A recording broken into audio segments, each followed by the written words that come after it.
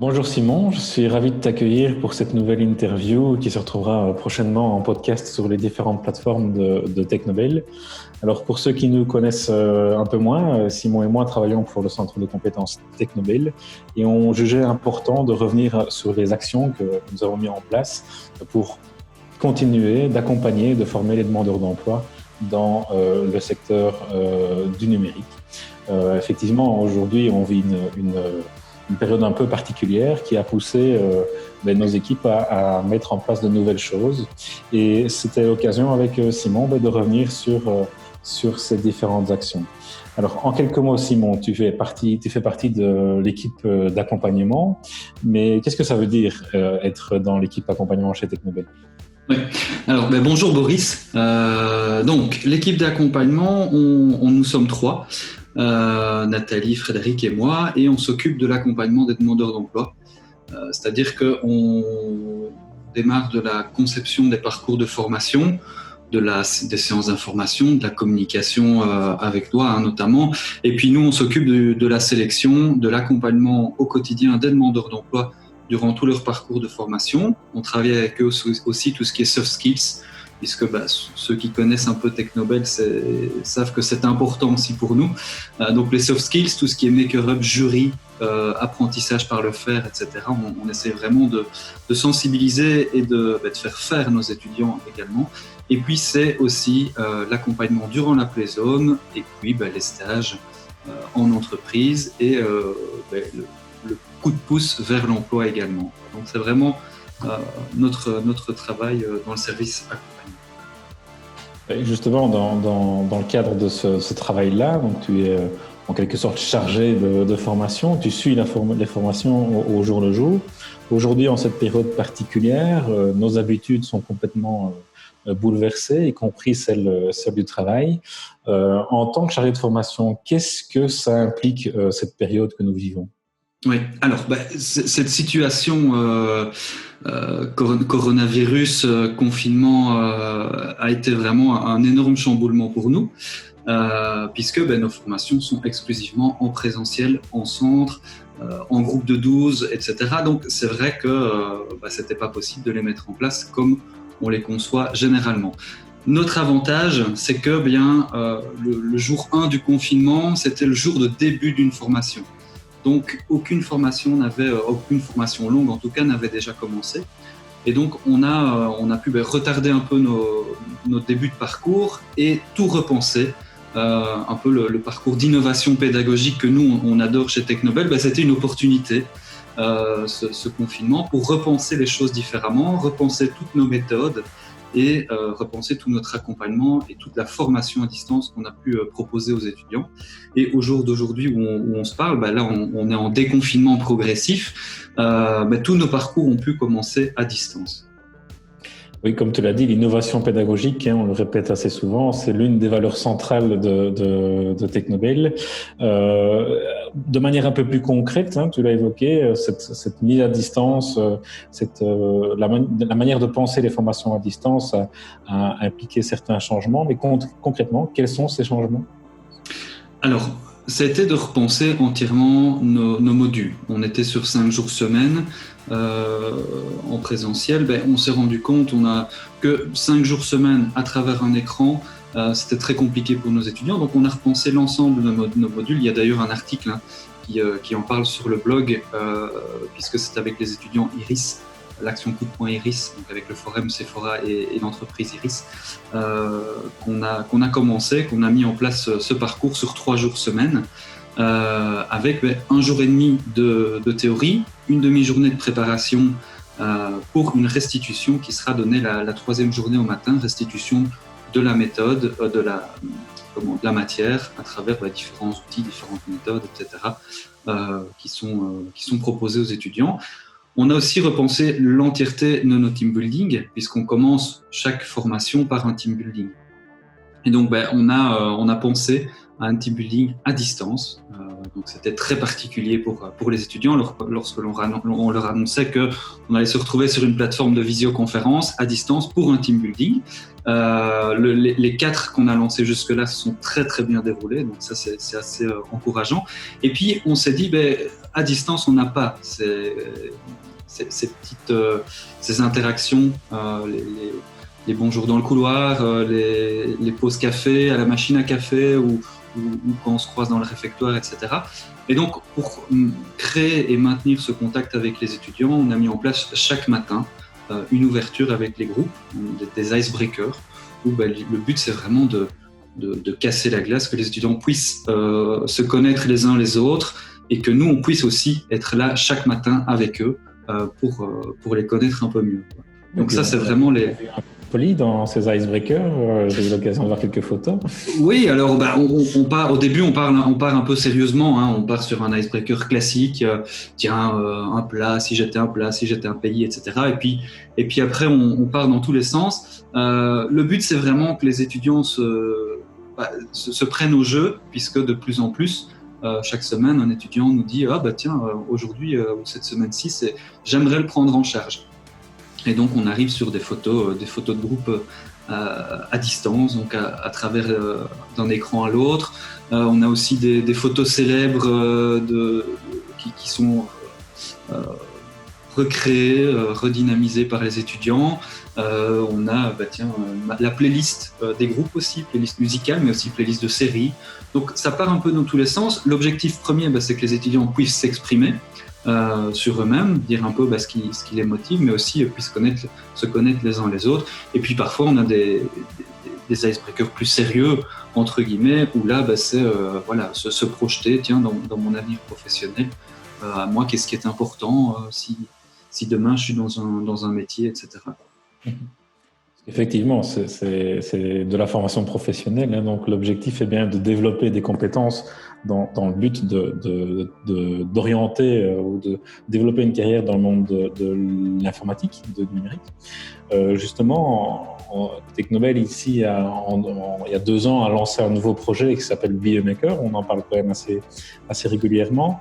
Ce projet vise à mettre en avant les apprentissages par le faire, des sessions de dynamique de groupe, de créer une dynamique de groupe, travailler les soft skills, tout ça tu l'as déjà évoqué, mais à distance ça se passe différemment. On n'a pas accès, les étudiants n'ont pas accès à tout le matériel qui est en centre. Donc comment Be a Maker vit cette formation à distance?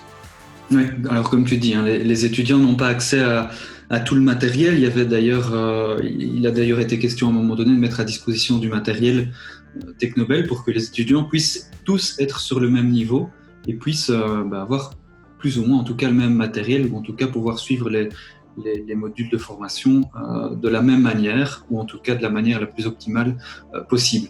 Alors, c'était aussi de mettre en place une plateforme de visioconférence qui permet d'enregistrer toutes les conférences, toutes les formations plus théoriques. Les étudiants peuvent aussi sur cette plateforme échanger des fichiers, stocker des fichiers. Et puis, comme je disais, il y a dans la semaine le moment des productions, qu'on appelle ça, où là, les étudiants s'approprient la matière et doivent la restituer au reste du groupe et surtout la vulgariser. Et donc, à travers des outils. Donc, un peu le mot d'ordre, c'est on ne veut pas de PowerPoint. Dans l'idée on ne veut pas une présentation classique où vous lisez des slides devant le reste des autres étudiants. Et donc, on a droit à des vidéos, on a droit à des gifs animés, on a toutes sortes d'animations. Ce qui est important derrière, il y a le côté fun, c'est sympa, etc. Mais c'est surtout que l'étudiant s'approprie la matière, puisse la restituer d'une autre manière, et puis le formateur derrière, lui, s'assure que la matière est bien assimilée par les étudiants. Nous, en tant que service accompagnement, on s'inquiète aussi de comment est-ce que l'étudiant communique la matière, comment est-ce qu'il la vulgarise, est-ce qu'il met du rythme dans sa présentation, comment est-ce qu'il travaille sa matière. Tout ça, évidemment, nous, dans notre optique de plus tard, quand ils seront en entreprise, quand ils seront en consultance chez un client, comment est-ce qu'ils pourront vulgariser une matière qui parfois est assez complexe. Et donc on leur dit à chaque fois, si nous, au service accompagnement, on a compris, bon, votre objectif est atteint. C'est une bonne chose, effectivement. Et parfois, c'est vrai que le service accompagnement est difficile à comprendre. Mais bon, ça, c'est une autre histoire. Revenons un peu à nos moutons. Ici, effectivement, on parle un peu des confinements progressifs, donc aussi un retour progressif dans notre centre Technobel. Qu'est-ce qui a été mis en place pour préparer ce retour en centre? Alors, pour le retour en centre, nous, ce qu'on vise vraiment, c'est, comme dans beaucoup d'entreprises, dans beaucoup de centres de formation, c'est avant tout la sécurité des étudiants, la sécurité du personnel. Et donc, on a vraiment, mais ça, c'est toute l'équipe Technobel. Donc, c'est à la fois, toi, au service com, c'est toute l'équipe technique qui a réaménagé tous les locaux. Donc, les locaux sont aménagés de sorte à ce que les étudiants aient une distance de sécurité, une distance sociale, de sécurité sanitaire les uns entre les autres. Donc il y a déjà un gros travail de l'équipe technique à ce niveau-là. Il y a un réaménagement de l'entièreté du réfectoire. Ce que tu as fait aussi au niveau du centre, c'est un sens giratoire, des marquages au sol, etc. La mise en place d'un masque pour tout le monde, un masque obligatoire. Donc ça, c'est au niveau plutôt physique, centre de formation.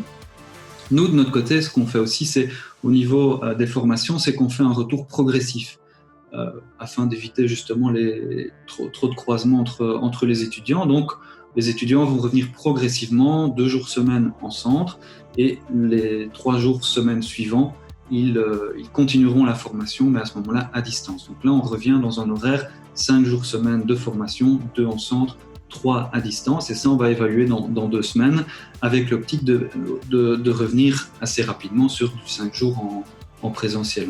Mais voilà, l'optique c'est... Au niveau pédagogique, c'est aussi important peut-être de ne pas casser des dynamiques qui fonctionnent, en tout cas des échos que j'en ai qui ont l'air de fonctionner à distance, et de venir les casser avec une nouvelle dynamique en présentiel et de devoir recréer de nouvelles choses, de nouveaux modules, de nouveaux méthodes de formation. On s'est rendu compte avec un peu de recul, avec surtout les évaluations des étudiants, les évaluations des formateurs internes et externes, et puis notre regard parfois un peu critique sur ce qu'on fait, qu'en effet il y avait une dynamique qui fonctionnait, il y avait quelque chose qui semblait en tout cas fonctionner pour le moment, et donc l'idée n'est en effet pas du jour au lendemain tout casser et tout recommencer. Donc on va essayer de maintenir aussi cette formation semi-présentielle, semi-à-distance dans un premier temps pour revenir à la normale progressivement, mais tout en gardant ce côté production du moins hebdomadaire où l'étudiant doit vraiment incorporer la matière et la restituer aux autres étudiants. Ça, c'est vraiment des éléments qu'on souhaite garder pour la suite. Mais voilà, je pense qu'on a fait le tour des principaux points qui nous ont occupés ces dernières semaines dans cette période plus que particulière, et aussi ceux à venir dans les semaines qui préparent donc ce retour un peu à la normale, si j'ose dire. Je te remercie beaucoup, Simon, pour nous avoir accordé un peu de temps dans cette interview.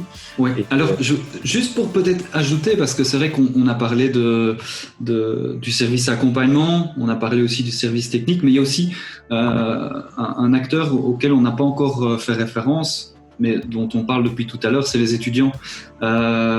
Parce qu'en effet, nous, on a dû mettre en place toute une série de choses, mais ce qui est important aussi, c'est que les étudiants ont développé tout de suite une capacité d'adaptation due à la situation, à la fois devoir reporter une séance d'information, devoir être patient, devoir faire des entretiens de motivation à distance à travers un outil de visioconférence, et puis pouvoir s'adapter aussi à ce rythme de formation tout en ayant une vie de famille à côté, en ayant, on a tous une vie de famille, on est tous à la maison, on a des enfants, on a peut-être parfois un conjoint qui ont télétravail aussi. Et donc ça, c'est vraiment aussi un des apprentissages que eux vont pouvoir vraiment valoriser plus tard dans leur avenir professionnel, et dont ils ont vraiment fait preuve, cette capacité d'adaptation à ce qui se passe, à la situation. Donc, eux aussi méritent un gros coup de chapeau.